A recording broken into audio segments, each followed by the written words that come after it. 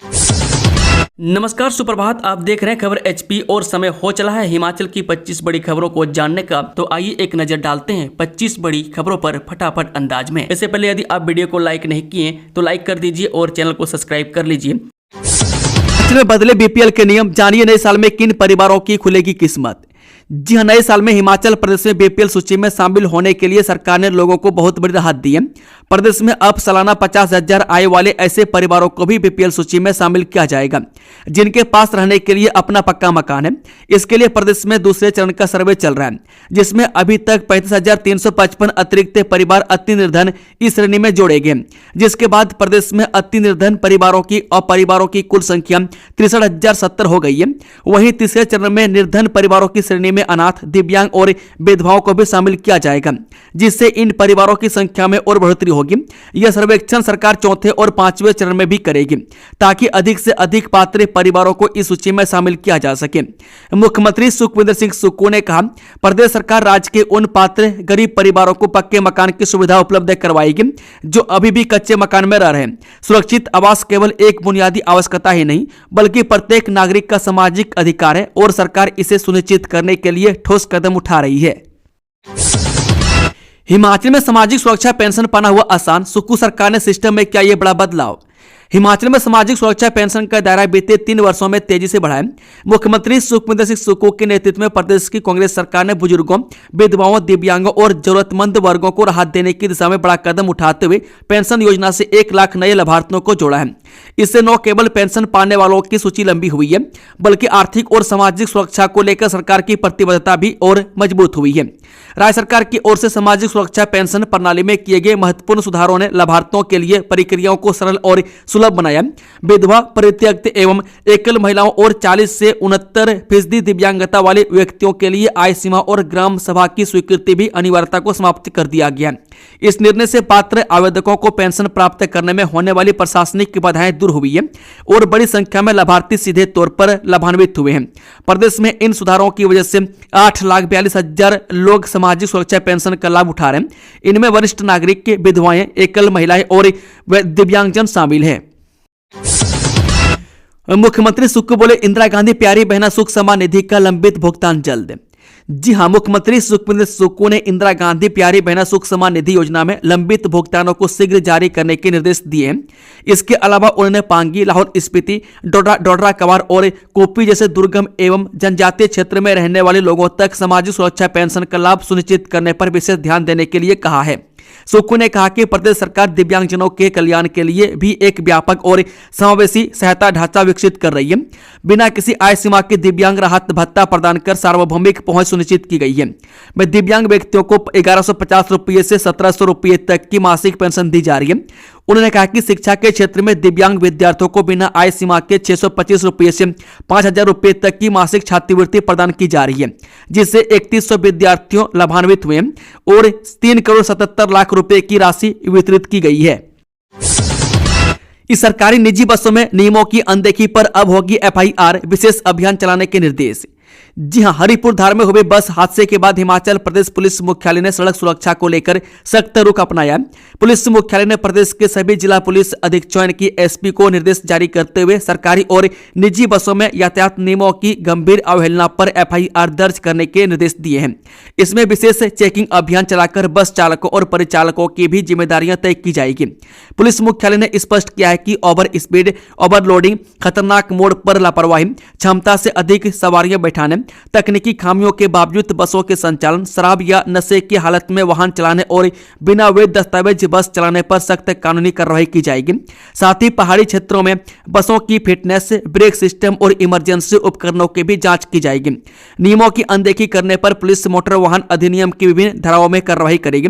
इनमें मोटर वाहन अधिनियम में तेज गति से वाहन चलाने, खतरनाक तरीके से ड्राइविंग, नशे की हालत में वाहन चलाने, बिना परमिट वाहन चलाने, ओवरलोडिंग करने पर कार्रवाई होगी। एक से अधिक अनियमितताओं पर वाहन भी जब्त किया जाएगा।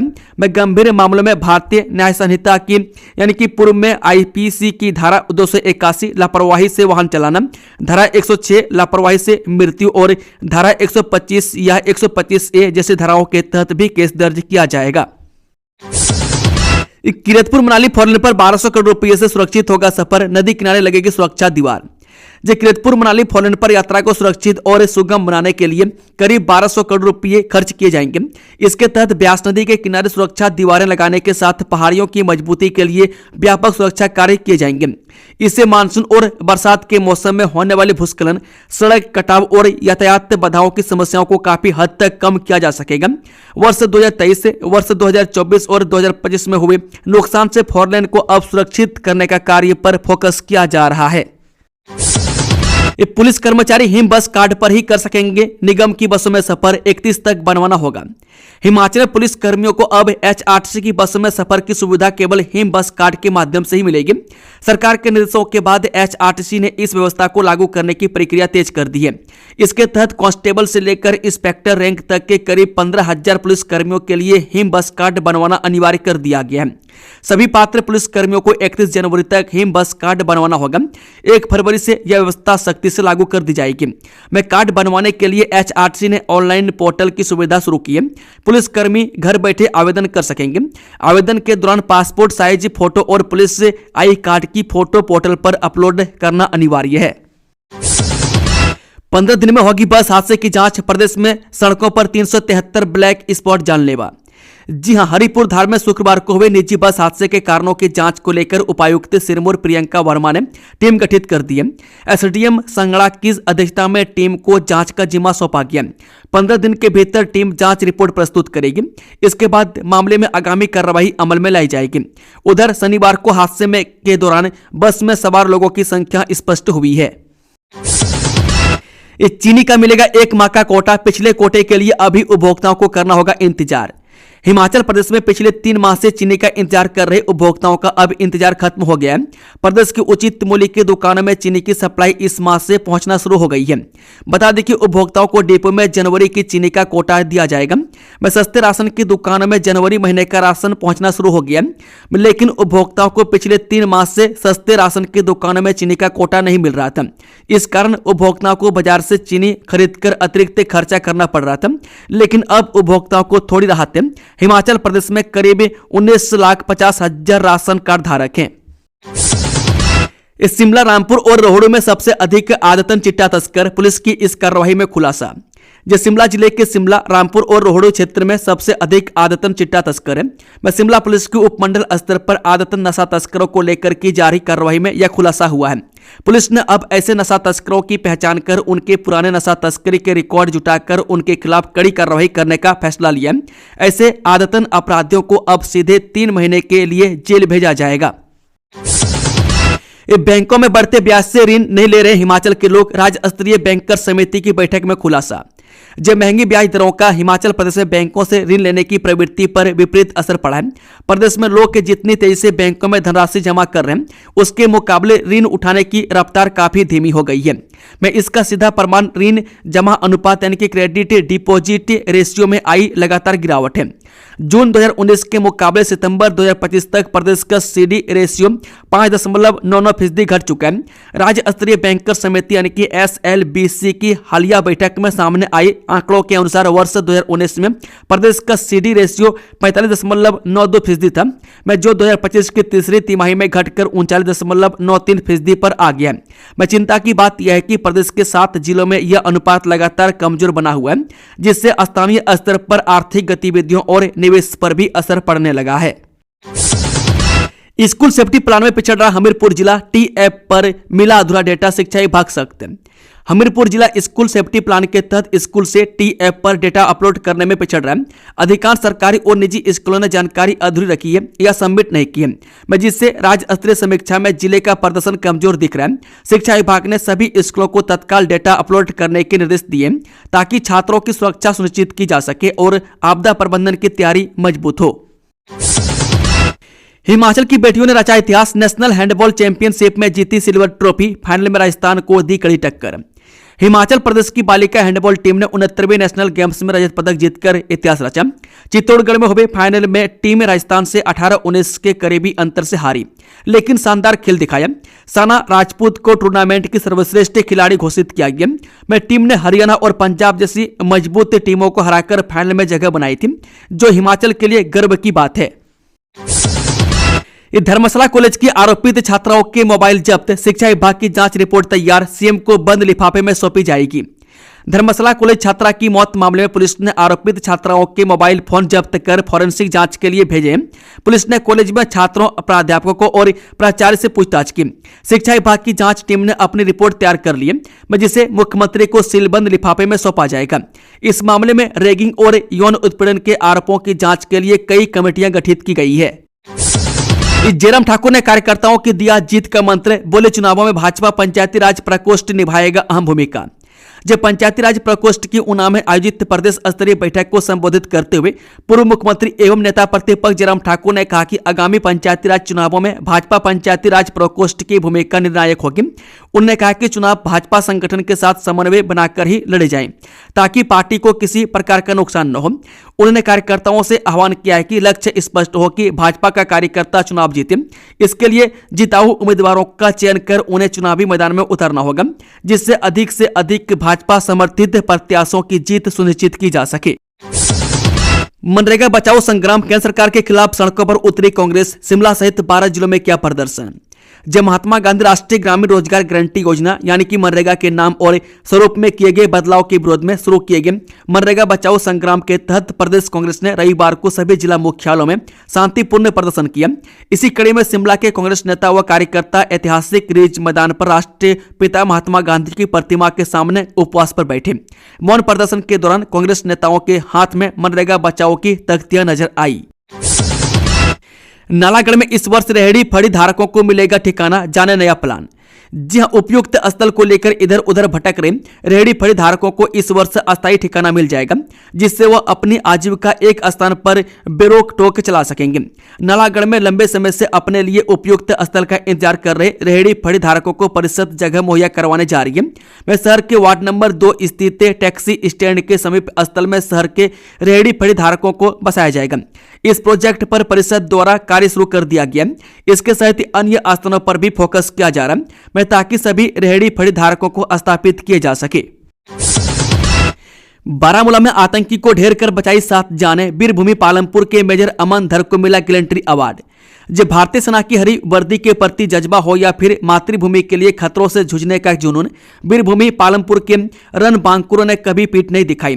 बात चाहे सीमा की सुरक्षा की हो या आतंकी खतरों की, पालमपुर के वीर जवानों ने ऐसी वीरता की गाथाएं लिखी है जो इतिहास में स्वर्णिम अक्षरों में अंकित हो गई है। देश के प्रथम परमवीर चक्र विजेता मेजर सोमनाथ शर्मा, शहीद कैप्टन विक्रम बत्रा, शहीद मेजर सुधीर वालिया, शहीद कैप्टन सौरभ कालिया, नायक राकेश कुमार, करमचंद कटोच सहित कई अन्य ने अपना सर्वोच्च बलिदान देश के लिए दिया। मैं तो कई अन्य ऐसे रणबांकुरे हैं जिन्होंने सेना में अपनी सेवाएं देते हुए सर्वोच्च वीरता का परिचय दिया। वह अनुकरणीय उदाहरण प्रस्तुत किया कि इसी कड़ी में पालमपुर के समीपवर्ती हुस्तेहड़ देवग्राम के मेजर अमन धर हैं।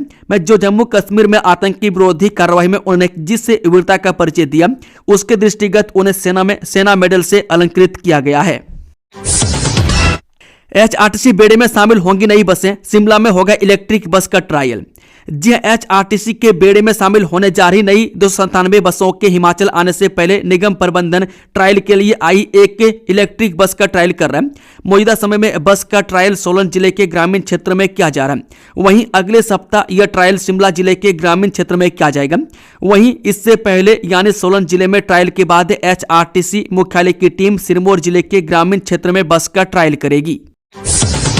हिमाचल में अब ट्रैफिक जाम से मिलेगी मुक्ति, संजौली हेलीपोर्ट से इसी महीने शुरू होगी हेली टैक्सी सेवा। यह चंडीगढ़ से शिमला सहित ऊपरी शिमला के लिए हेली टैक्सी सेवा शुरू होने से पर्यटन उद्योग को पंख लगेंगे। चंडीगढ़ शिमला के अलावा शिमला रामपुर रिकांगपिओ रूट पर हेली टैक्सी सेवा शुरू होने से ऊपरी शिमला के पर्यटन स्थलों तक पहुंचना और आसान हो जाएगा। बता दें कि हेली टैक्सी सेवा के लिए पवन हंस लिमिटेड और हेरिटेज एविएशन प्राइवेट लिमिटेड के साथ करार हो चुका है। अब संजौली हेलीपोर्ट को उद्घाटन करने की तैयारी है। मुख्यमंत्री से संजौली हेलीपोर्ट का उद्घाटन करने के लिए समय मिलने पर कार्यक्रम तय किया जाएगा। उद्घाटन के बाद शिमला से हेली टैक्सी का संचालन संजौली ढली बाईपास पर स्थित संजौली हेलीपोर्ट से किया जाएगा। इस चलोंठी में घरों को हुए नुकसान को लेकर डीसी ने बैठाई जांच कमेटी, 1 हफ्ते में मांगी रिपोर्ट। जलोंठी में फोरलेन निर्माण के कारण घरों में आई दरारों से हुए नुकसान को लेकर उपायुक्त अनुपम कश्यप ने एसडीएम शिमला ग्रामीण की अध्यक्षता में कमेटी का गठन कर दिया। इसके साथ ही स्टेट जियोलॉजिस्ट ने भी नुकसान के कारणों को लेकर रिपोर्ट तैयार करने का कार्य शुरू कर दिया है। उपायुक्त ने कहा कि देर रात को सूचना मिलने के बाद ही प्रशासन ने प्रभावित घरों को खाली करवा दिया है। इसके साथ ही हर संभव सहायता जिला प्रशासन की ओर से प्रभावितों को मुहैया करवाई जा रही है। फिलहाल फोरलेन निर्माण कार्य पूर्ण रूप से रोक दिया गया है। HPSEBL ने बिजली बिक्री से अर्जित किया 300 करोड़ रुपए का राजस्व। मुख्यमंत्री मुख्यमंत्री सुखविंदर सुक्खू ने कहा कि हिमाचल प्रदेश राज्य विद्युत बोर्ड लिमिटेड ने 31 दिसंबर 2025 तक 300 करोड़ रुपए का राजस्व अर्जित किया है, जबकि 31 दिसंबर 2024 तक इसी अवधि में यह 206 करोड़ रुपए था। मुख्यमंत्री ने कहा कि यह उपलब्धि राज्य सरकार की व्यवस्था परिवर्तन नीति का परिणाम है, जिसका उद्देश्य शासन को पारदर्शी, प्रभावी और जनहितैषी बनाना है। उन्होंने कहा कि सुधारों, बेहतर वित्तीय प्रबंधन और तथ्य आधारित निर्णयों से बिजली क्षेत्र की पुरानी समस्याओं को दूर किया गया, जिससे बोर्ड की आर्थिक स्थिति मजबूत हुई है। हिमाचल में शीतलहर से जनजीवन अस्त व्यस्त, जाने कब होगी बारिश। हिमाचल प्रदेश में रविवार को कड़ाके की शीतलहर के कारण पारा तेजी से नीचे गिर गया और जनजीवन अस्त व्यस्त हो गया। सड़कों पर बर्फ की पतली परत जमने के कारण यातायात भी प्रभावित रहा। मौसम विभाग के अनुसार कई स्थानों पर न्यूनतम तापमान सामान्य से 2 से 6 डिग्री नीचे दर्ज किया गया, जबकि पूरे क्षेत्र में मौसम शुष्क बना रहा। इसका सबसे गंभीर असर जनजातीय और ऊंचाई वाले पहाड़ी इलाकों में देखा गया। लाहौल स्पीति में सड़कों पर बर्फ की पतली पारदर्शी परत यानी कि ब्लैक आइस की वजह से फिसलन बहुत बढ़ गई, जिसके चलते प्रशासन को बार बार यातायात परामर्श जारी करना पड़ा। वहीं ऊंचाई वाले इलाकों में कई झरने जमकर बर्फ से ढक गए। लाहौल स्पीति जिले का कुकुमसेरी सबसे ठंडा रहा, जहां तापमान 0 से 10.8 डिग्री नीचे दर्ज किया गया। इसके बाद ताबो यानी कि 0 से 6.7 डिग्री नीचे तापमान, कल्पा 0 से 2 डिग्री नीचे, मनाली 0 से 1.1 डिग्री नीचे और भुंतर 0 से 0.1 डिग्री नीचे रहे। ये आंकड़े ऊपरी हिमाचल में भीषण शीतलहर की पुष्टि करते हैं। सीएम सुक्खू ने पर्यटकों की सुविधा और सुरक्षा व्यवस्था के दृष्टिगत जारी किए दिशा निर्देश। मुख्यमंत्री सुखविंदर सुक्खू ने नगर निगम शिमला को शहर में पर्यटकों की सुविधा और सुरक्षा व्यवस्था के दृष्टिगत विभिन्न निर्देश जारी किए। मैं शनिवार देर शाम माल रोड शिमला और अन्य स्थलों का दौरा करने के उपरांत मुख्यमंत्री ने कहा कि यह सुनिश्चित किया जाए कि विभिन्न वेंडर खाद्य पदार्थों और अन्य वस्तुओं के निर्धारित मूल्यों से अधिक दाम न वसूलें।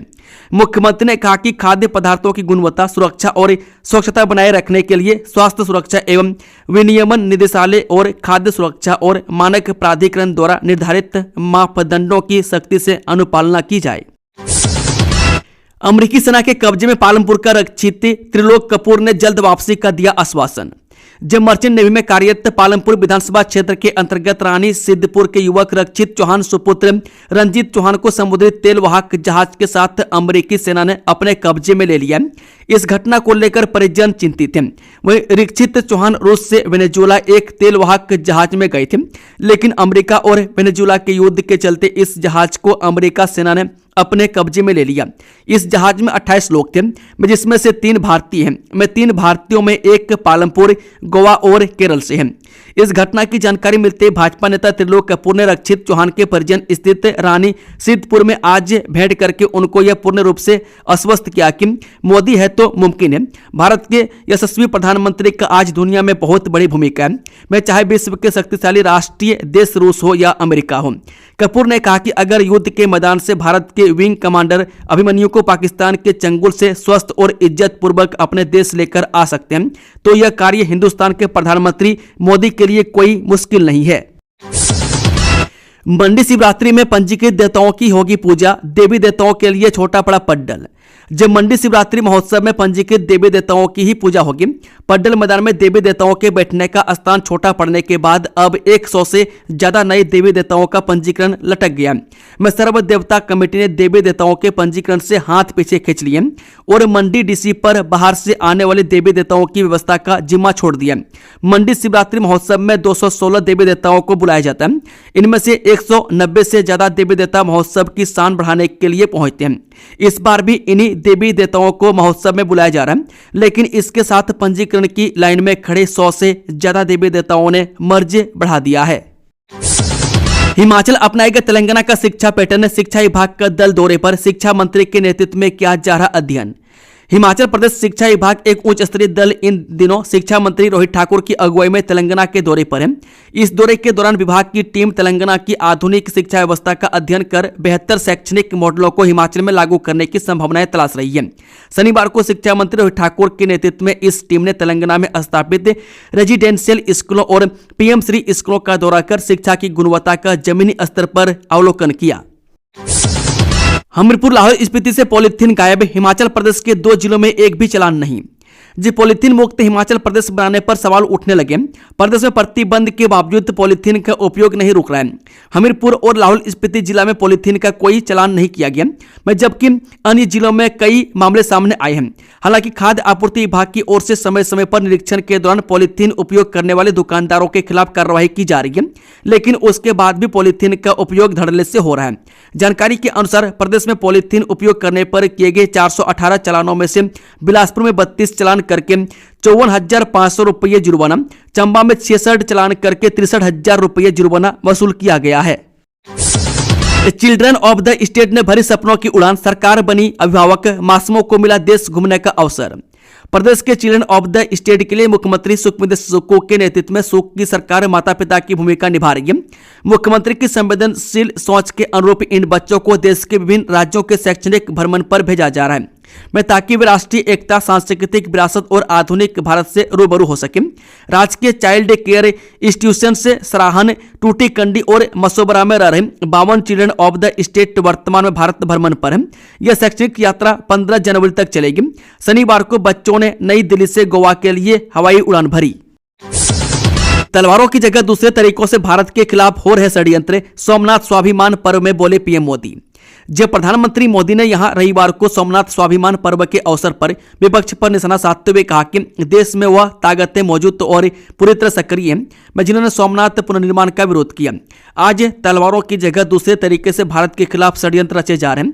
पीएम मोदी ने कहा कि हम भारत के पास सोमनाथ जैसे हजारों साल पुराने पुण्य स्थल हैं। ये स्थल हमारे सामर्थ्य, प्रतिरोध और परंपरा के पर्याय रहे हैं, लेकिन दुर्भाग्य से आजादी के बाद गुलामी की मानसिकता वाले लोगों ने इनसे पल्ला झाड़ने की कोशिश की। उस इतिहास को भुलाने के कुत्सित प्रयास किए गए। उन्होंने कहा कि दुर्भाग्य से आज भी हमारे देश में वो ताकतें मौजूद हैं जो पूरी तरह सक्रिय हैं जिन्होंने सोमनाथ पुनर्निर्माण का विरोध किया। आज तलवारों की जगह दूसरे कुत्सित तरीकों से देश के खिलाफ षड्यंत्र हो रहे हैं या फिर रचे जा रहे हैं। इसलिए हमें ज्यादा सावधान रहना है। हमें खुद को शक्तिशाली बनाना है। हमें एक रहना है, एकजुट रहना है। ऐसी हर ताकत को हराना है जो हमें बांटने की साजिश रच रही है। इस समृद्धि प्रतियोगिता के लिए मंडी के शिक्षक संजय कुमार चयन। जी हिमाचल प्रदेश के शिक्षा जगत के लिए यह अत्यंत गर्व का विषय है कि मंडी जिला के एक होनहार शिक्षक का चयन राष्ट्रीय स्तर की प्रतिष्ठित समृद्धि प्रतियोगिता 2025-26 के लिए हुआ है। शिक्षा विभाग के राज्य परियोजना निदेशक के द्वारा जारी आधिकारिक पत्र के अनुसार राजकीय वरिष्ठ माध्यमिक पाठशाला समोर जिला मंडी में कार्यरत संजय कुमार टीजीटी इस प्रतियोगिता में हिमाचल प्रदेश का प्रतिनिधित्व करेंगे। दोस्तों, खबरों का सिलसिला समाप्त होता है। अगर जानकारी पसंद आई तो वीडियो को लाइक, शेयर, चैनल को सब्सक्राइब जरूर कर ले। Thank you, all the best. जय हिंद, जय हिमाचल।